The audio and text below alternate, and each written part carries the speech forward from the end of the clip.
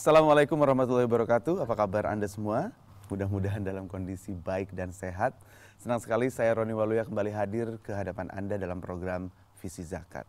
Seperti biasa, Visi Zakat akan mengangkat tema seputar kehidupan kita dan hubungannya dengan zakat tentunya. Beberapa tahun yang lalu, mungkin Anda masih ingat bahwa Indonesia mengalami sebuah bencana yang cukup besar, yaitu tsunami yang diawali dengan gempa di Aceh, menelan jutaan korban jiwa. Dan bencana demi bencana dialami Indonesia, dan apakah kita siap menghadapi bencana tersebut? Dan saya yakin tidak ada yang ingin mendapatkan bencana, atau bahkan tidak akan ada yang merencanakan untuk mendapat bencana. Tapi bagaimanapun juga kita harus tanggap terhadap setiap kejadian, termasuk kejadian bencana. Dan untuk membicarakan masalah ini, kami sudah mengundang salah satu tamu kita pada episode ini, yaitu seorang ustadz. Nih, ustadznya unik nih kalau saya bilang nih. Namanya Ustadz Felix Xiao. Assalamualaikum. Waalaikumsalam warahmatullahi. Apa kabar? Alhamdulillah baik. Ini Felix Xiao memang nama aslinya nih? Memang nama asli. Alhamdulillah. Nih Ustadz, menanggapi ya bahwa siapapun tidak merencanakan, saya bilang, untuk mendapatkan bencana. Tapi ketika bencana itu datang, ada dua pendapat. Ya. Apakah bencana itu dianggap ujian atau azab? Betul. Sebenarnya kenapa? Apa nih bedanya antara ujian dan azab? Atau apakah kemarin bencana yang kita dapat itu ujian atau azab gitu loh? Ya, betul. Jadi kemudian banyak pertanyaan di antara umat. Jadi sebenarnya bencana ini adalah bagian daripada ujian, teguran, atau azab. Ya. Nah, malah ada tiga sebenarnya. Jadi kemudian kalau tengah-tengahnya adalah teguran. Nah, kalau kita lihat memang Allah memberikan sesuatu musibah pada manusia. Ini tidak dimaksudkan kecuali dengan tiga hal ini. Apakah kemudian dia menjadi sebuah ujian, ataukah dia menjadi sebuah teguran, atau dia menjadi sebuah azab. Nah, yang kita bahas adalah dua ekstrimnya ini, kiri dan kanan. Apakah ujian? Bedanya apa? Gitu. Atau kemudian azab. Nah, pertama-tama harus kita lihat bahwa ujian ini diberikan Allah ketika kemudian manusia ini kemudian meningkat taraf keimanannya. Di dalam Al-Quran dikatakan ahasiban nasu ayatraku ayyakulu amanna wa hum la yuftanun. Jadi apakah kemudian manusia ini dibiarkan mengatakan dia beriman, tapi dia tidak diuji. Nah, ini ujian. Berarti ujian adalah sesuatu yang kemudian muncul ketika orang ini naik tingkat. Seperti kita mau sekolah, naik kelas gitu ya. Dapat soal. Kemudian banyak sekali masalah kalau di kita sekarang, itulah ujian.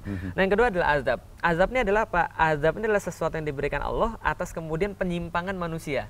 Berarti sebab akibat ya? Sebab akibat, hukuman kalau di sekolah. Nah, jadi kalau kita lihat sekarang bencana di Indonesia, musibah itu yang bersifat ujian ataukah kemudian bersifat sebuah teguran ataukah bersifat sebuah azab, tentu kita tidak menginginkan itu sebuah azab. Tapi Ustaz sendiri melihatnya seperti apa?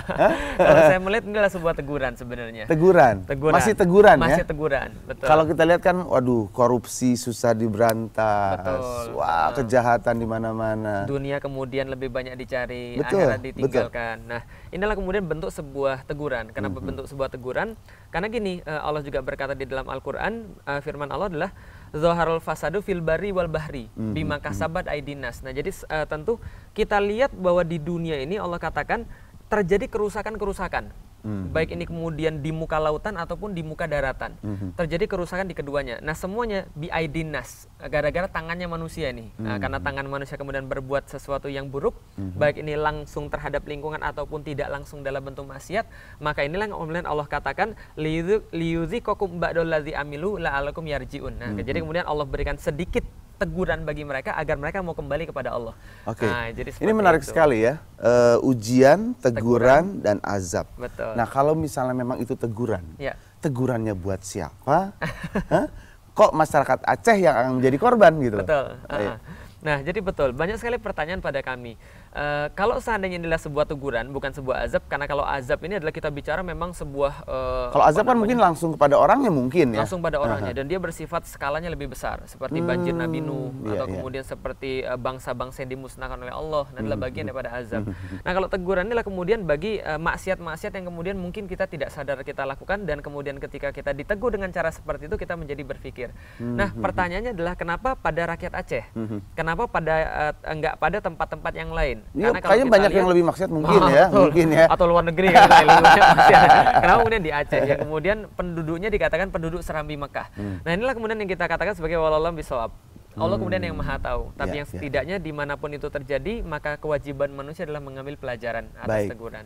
Penting pelajaran. Artinya kita melihat dari kejadian itu, maka sikap kita harus bagaimana, Ustaz? Betul, afternya, bukan sebabnya kenapa. Iya. Jadi tidak bertanya why, tapi apa Kalau yang why kita kan lakukan. artinya ya kita kan sudah menyadari mungkin ini teguran nih. Betul. Terus apa ya, kalau udah ditegur apa yang harus kita lakukan gitu? Betul, itu yang kemudian harus dilakukan. Jadi tidak kemudian bertumpu pada masa lalu, ataupun bahkan kemudian protes kepada Allah. Iya. Kenapa harus kemudian kami yang dapat? Kenapa nggak kemudian yang lain aja yang dapat? Nah, tapi kemudian bertanya, apa yang kemudian wajib kita lakukan untuk kemudian move on, Ya, atau kemudian betul. ini apa namanya? Ya, inilah kemudian kita bangkit dari keadaan itu. Iya.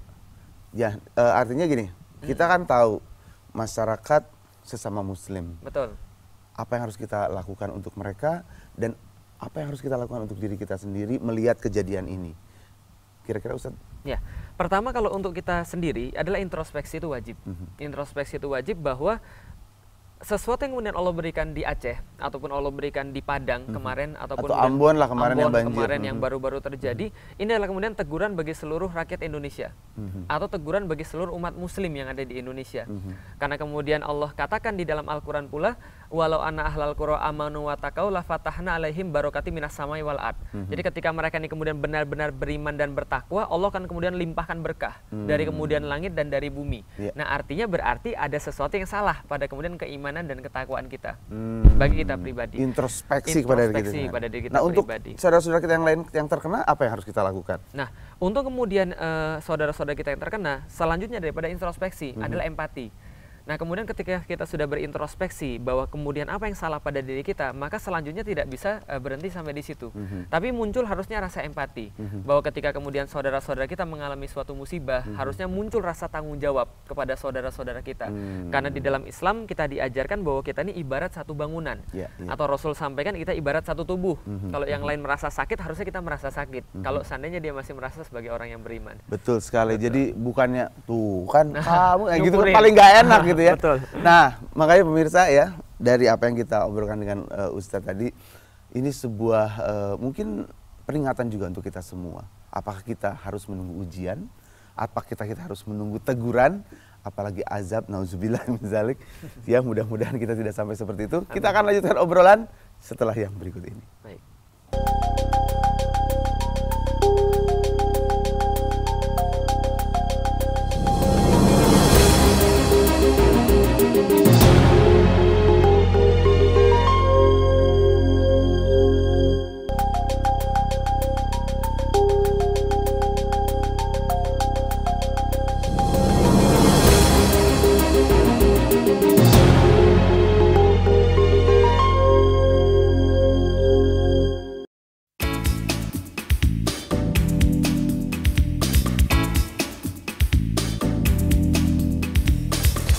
Manusia hidup berdampingan dengan alam, di mana kita berinteraksi dengan apa yang ada di sekitar lingkungan kita, baik dengan sesama makhluk hidup maupun yang tidak. Kita harus dapat menjaga hubungan ini dengan baik, saling menjaga dan merawat. Karena yang akan terjadi apabila tidak kita jaga alam di sekitar kita, maka akan timbul bencana, baik yang disebabkan oleh manusia maupun yang bukan. Akan menjadi masalah sangat besar jika bencana yang menimpa adalah dari siklus alam, semisal gempa bumi, apalagi gempa besar yang menimbulkan gelombang tsunami yang pernah melanda negeri kita. Berbagai kerugian muncul, baik material maupun non-material. Bagi mereka yang tertimpa bencana, mereka harus membangun hidup mereka dari awal. Kita, sebagai sesama manusia, diwajibkan untuk membantu mereka. Berbagai cara dapat dilakukan, salah satunya dengan berzakat.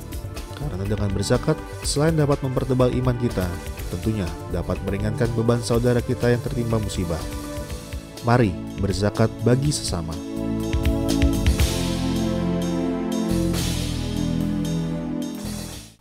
Nah, Ustadz, seperti tadi kita lihat ya, bahwa ya kalau tadi Ustadz katakan ya setelah kita introspeksi lalu kita berempati. Nah, empati seperti apa sih yang paling utama? Apakah cukup mendoakan atau kita jadi volunteer datang ke tempat bencana? Baik. Apa yang paling utama kita lakukan? Iya, kalau doa saja itu adalah simpati, bukan empati. Oh iya, oke. Nah, jadi kalau simpati kan cuma sekedar kemudian merasakan apa yang orang rasakan. Tapi kalau berempati kan adalah menaruh diri kita sebagai orang yang menghadapi. Bagaimana kalau kita seperti mereka? Betul, menghadapi satu musibah. Nah, maka sikap empati yang paling baik adalah dengan memahami masalahnya apa, kemudian memberikan pemecahan atas masalah. Kalau kita lihat korban bencana, maka ada banyak hal yang kemudian menjadi masalah mereka. Kebutuhannya apa yang Kebutuhannya apa? Ada kemudian tempat tinggal, ada kemudian makanan yang kemudian sudah wajib, pakaian dan sebagainya. Nah, maka kemudian yang paling real menurut saya adalah kemudian menyumbangkan sebagian daripada harta.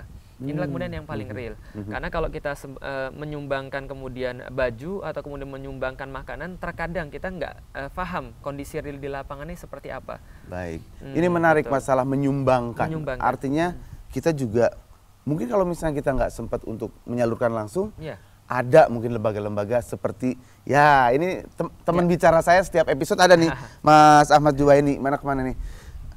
Ini beliau ini Direktur Eksekutif Dompet Duafa. Baik. Ya ini dia. Apa kabar Mas? Assalamualaikum. Waalaikumsalam. Ini pas banget nih obrolan kita sudah masuk ke bagaimana bersikap empati. Tadi dikatakan empati itu adalah paling tidak menyumbangkan sebagian harta kita. Betul. Nah, apakah Dompet Duafa melihat kejadian-kejadian yang lalu ya? Itu juga turut terjun langsung untuk menyalurkan empati-empati dari para pemberi zakat atau penyalur zakat? Ya, kami terjun langsung gitu maksudnya. Sangat. Karena kami menyadari bahwa tugas kami itu kan menolong orang-orang yang menderita. Orang-orang duafa, orang-orang menderita, dan orang-orang yang menjadi korban bencana itu kan kadang menderita, kadang juga sekaligus duafa, minimal duafa sementara pada saat dia tidak memiliki akses untuk mendapat makanan, karena di kondisi bencana itu kadang dia nggak bisa mengakses makanan, bahkan kekayaan yang dia miliki tidak bisa digunakan pada saat itu, sehingga mau tidak mau meskipun sebelumnya dia orang kaya, beberapa hari itu mungkin dia juga jadi orang miskin, minimal miskin sementara karena makanan nggak ada. Terus pakaian juga tidak ada pada saat itu. Atau mungkin kayak gini, lebih tepatnya sebenarnya bentuknya dalam bentuk barang kah? Atau mendingan uang, artinya kalau uang kan artinya orang yang di lapangan lebih tahu kebutuhan. Kan kadang-kadang ada yang mie instan kebanyakan gitu. Sedangkan mie instan juga harus dimasak lagi gitu kan, susah juga. Sedangkan air nggak ada. Nah, sedangkan air juga nggak ada. Jadi lebih disarankan pada dasarnya pada saat awal sekali mungkin barang lebih diperlukan ya. Pada saat awal sekali, misalnya makanan, karena memang warung tutup semua kan biasa habis bencana itu warung tutup semua, sehingga mau nggak mau alat-alat dapur juga tidak ada. Jadi biasanya kita langsung kasih makanan untuk udah jadi. Pakaian pun mungkin di awal sekali mungkin pakaian yang bisa dipakai pada saat itu yang untuk ganti lah minimal dan layak pakai lah. Dan pernah kejadian waktu tsunami Aceh. Itu mungkin bertonton pakaian bekas itu tidak diterima, dalam tanda petik tidak dimanfaatkan karena masyarakat merasa sudah cukup dan tidak merasa perlu. Sempat kejadian itu, saya menyaksikan langsung gunungan pakaian bekas akhirnya dibuat jadi kayak tumpukan sampah, dibuang ke tempat sampah karena pada saat itu masyarakat sana sudah menganggap itu sudah cukup. Berarti bantuannya banyak banget. Kebanyakan pada saat itu over untuk barang-barang bekasnya gitu. Oversupply. Nah, itu mungkin untuk menghindari hal tersebut. Artinya bukan berarti artinya nanti sumbangan kita menjadi mubazir kan, benar kan? Iya, ketika kondisi seperti itu betul. Karena itu bagaimanapun juga solidaritas sosial kita tetap harus dengan mempertimbangkan kira-kira keperluan masyarakat yang mau dibantunya seperti apa, tetap harus seperti itu. Kalau mungkin mungkin kalau makanan sih seandainya tidak perlu masih berbungkus ya, masih bisa dipindahkan ke tempat lain lah. Tapi kadang-kadang kalau pakaian itu nggak cocok, nggak kompatibel. Misalnya mereka perlunya sarung, ternyata yang dikirimnya misalnya kutang, misalkan gitu, baju-baju yang tidak diperlukan, gitu ya. atau kebalikan gitu. Jadi seperti itu. Nah, makanya apakah lebih baik nanti ada sumbangannya zakatnya, infaknya berubah uang aja atau gimana gitu? Iya, itu mungkin lebih memudahkan ya, meskipun biar nanti Dompet Duafa aja yang belanja gitu kan? Ya, meskipun menyalurkan bantuan natura juga tetap saya kira tetap boleh diperbolehkan, dan memang sebaiknya masyarakat diperkenankan. Karena mungkin ada masyarakat yang pada saat itu mohon maaf dia nyumbang uang tidak bisa, tapi nyumbang barang mungkin dia bisa. Beras misalnya. Iya, misalnya bahkan banyak macam-macam. Kadang-kadang yang dia sumbangkan juga akhirnya misalnya ember gitu. Karena memang untuk pergi ke tempat mandian umum itu kan mau nggak mau ada bawa ember, bawa gayung gitu. Itu hal simpel tapi nggak terpikirkan. Iya, betul. Sendal jepit kah? Sendal jepit, betul. Berguna juga gitu kan. Betul. Nah, Ustadz, kita sudah masuk ke bagaimana kita menyisihkan sebagian harta kita untuk, kalau zakat kan udah kewajiban. Betul. Nah, hal-hal lain yang mungkin, apakah kalau melihat bencana seperti itu juga menjadi kewajiban untuk kita, umat muslim? Pertama-tama harus kita pahami konsep harta di dalam Islam. Jadi konsep harta di dalam Islam adalah bahwa harta ini bukan milik kaum muslimin.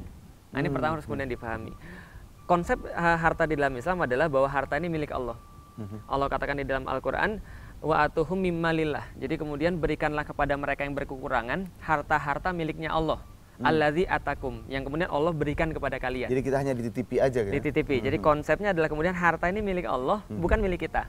Sehingga kemudian ketika ada sesuatu yang kemudian kita lihat memerlukan, maka kita tidak ragu dan kita tidak sayang untuk mengeluarkan harta itu, karena harta itu bukan milik kita. Allah cuma kemudian menitipkan untuk diberikan pada kaum-kaum yang berhak. Ada sebagian orang berpendapat bahwa, aduh kalau saya sisihkan atau kasih ke orang, berkurang harta dia. Nah, jadi sudah saya sampaikan tadi bahwa ini adalah kemudian harta Allah, dan sebenarnya kalau kita lihat justru yang kita simpan itu yang berkurang.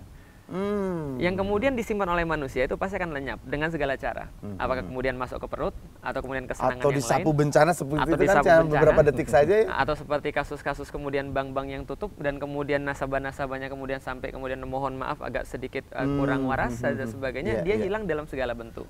Tapi kemudian yang kita infakkan di jalan Allah itulah sebenarnya tetap. Jadi kemudian yang kita pegang itu akan lenyap, yang kita infakkan di jalan Allah justru akan tetap sebenarnya, bagi orang yang yakin. Sekali lagi. Nah, kalau Dompet Duafa sendiri dengan programnya untuk terus menggalakkan, karena saya juga pengen tahu sebenarnya tren untuk bayar zakat ini saat ini bagaimana sih di Indonesia maupun di dunia ya? Oh ya, terus meningkat. Jadi dari waktu ke waktu angkanya itu semakin besar. Jadi artinya kesadarannya sudah mulai meningkat terus. Ada dua sebab sebenarnya mengapa uang zakat itu semakin besar. Pertama, mungkin jumlah orang yang sadar semakin banyak. Mungkin juga tingkat pendapatan masyarakat makin besar. Gitu. Baik, obrolan akan kita lanjutkan dan semakin menarik tentunya. Kita akan lihat setelah yang berikut ini.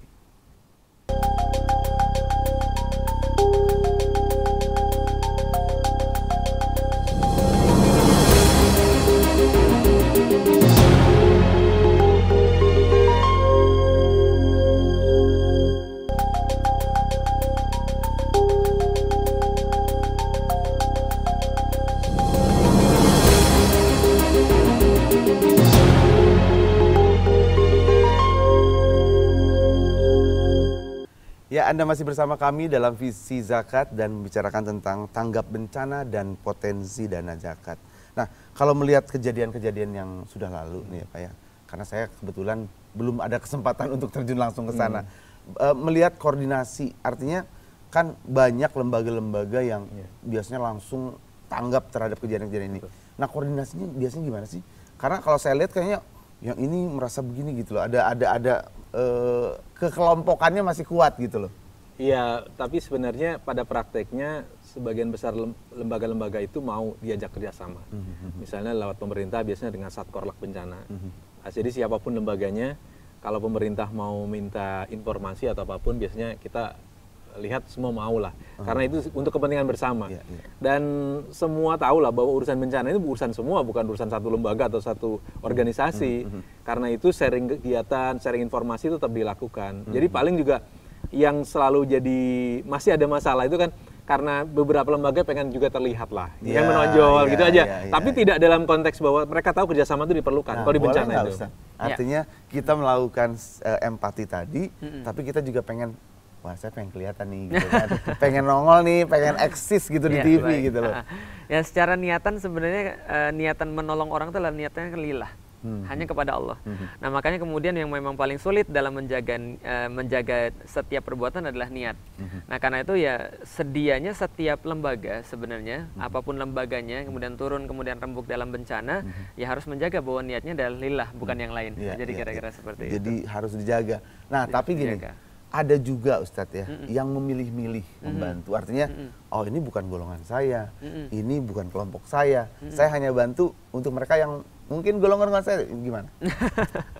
Nah ini juga termasuk berarti ada sesuatu di belakangnya. Iya. Nah berarti kan yang namanya membantu kan adalah lillah tadi. Nah karena Allah, dan Allah telah memerintahkan kita bahwa setiap yang kemudian punya nyawa, atau yang lebih sederhana lagi Rasul katakan setiap yang punya lambung, setiap yang punya perut, bahkan kemudian itu adalah kemudian binatang misalnya yang punya lambung, itu layak mendapatkan pertolongan daripada manusia. Itu agama, suku, segala macam singkirkan dulu. Segala macam. Pokoknya ketika dia kemudian kena bencana, maka setiap perbuatan seorang muslim yang kemudian membantu mereka itu adalah bernilai pahala di sisi Allah.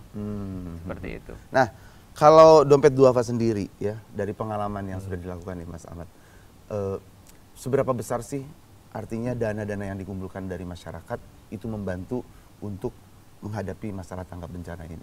Ya sangat besar sekali, angkanya luar biasa. Jadi kalau waktu tsunami itu kan bisa dikatakan semacam mega bencana di Indonesia. Itu pun juga sehingga masyarakat itu menyumbang itu juga sangat besar sekali. Jadi istilahnya Allah itu menghadirkan suatu bencana yang membuat orang itu tergerak semua. Jadi sadar ya, mungkin tadi ya. Betul. Ditegurnya yang di atas semuanya sadar. Betul. Oh iya ya saya. Betul. Nah kembali ke masalah tren tadi. Iya. Ya. Nggak tahu ini kesadaran yang mulai meningkat atau orang kayaknya makin banyak. Iya. Sebenarnya iya kedua-duanya itu betul. Jadi dulu kami kan pernah hanya mendapatkan kurang dari 100 juta dalam setahun itu. Oh iya. Iya, jadi tapi pertama, tapi dari tahun ke tahun terus naik. Artinya apa? Semakin banyak orang percaya dan sadar, ya kan? Ya percaya sadar juga kepada kita untuk menitipkan dananya melalui kita. Jadi ketika kita melihat angka semakin tinggi itu berarti memang masyarakat kita juga semakin makin banyak yang sadar. Dan tidak hanya di Indonesia ya. Saya kira di seluruh dunia seperti itulah. Bencana yang terjadi di dalam negeri udah pasti ya dompet duafa turun tangan. Betul. Kalau yang di luar negeri misalnya ikut juga? Kita selalu ikut juga. Kita selalu, kalau bencana itu sudah termasuk bencana internasional kategorinya, pasti kita akan terjun ke sana gitu. Karena kita merasa bahwa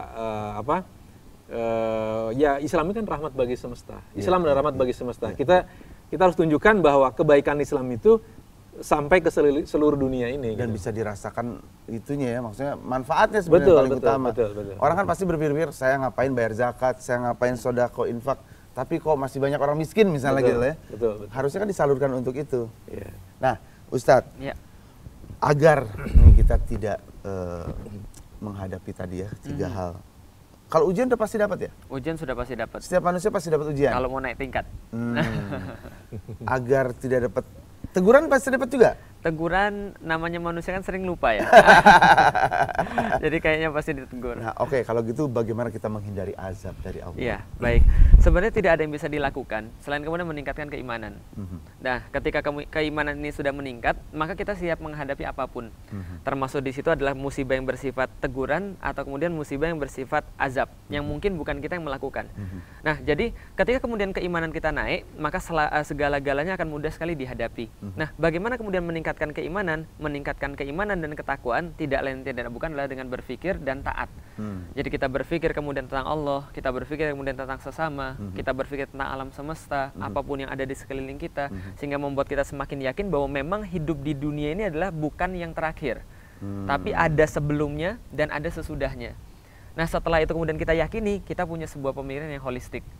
Untuk apa kita hidup di dunia, kita tahu. Karena kita tahu kita akan kembali pada siapa, dan apa yang kemudian kita gunakan harta kita dan sebagainya, semua insya Allah sudah beres. Kalau Tuhan selalu seperti, ya maaf maksudnya, apakah selalu menegur dulu, atau bisa langsung diazab gitu sama Tuhan? Allah pasti akan menegur.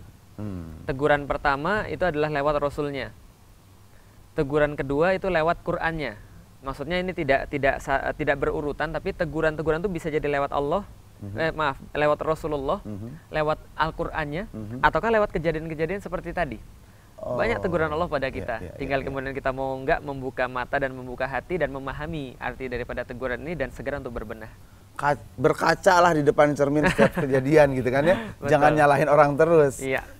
Nah, sekarang kalau dari dompet duafa, tadi dikatakan bahwa tren membayar zakat, infak, sedekah ini sudah mulai meningkat. Sebenarnya kalau dari target sendiri, apakah ini sudah mencapai target atau masih jauh dari target? Jauh lah dari target. Pasti orang miskin Indonesia masih sangat banyak sekali, dan uang zakat yang dikumpulkan masih sangat sedikit untuk bisa mengatasi kemiskinan itu. Tetapi alhamdulillah sudah banyak hasil yang dilakukan oleh lembaga-lembaga zakat ya untuk membantu mengatasi kemiskinan.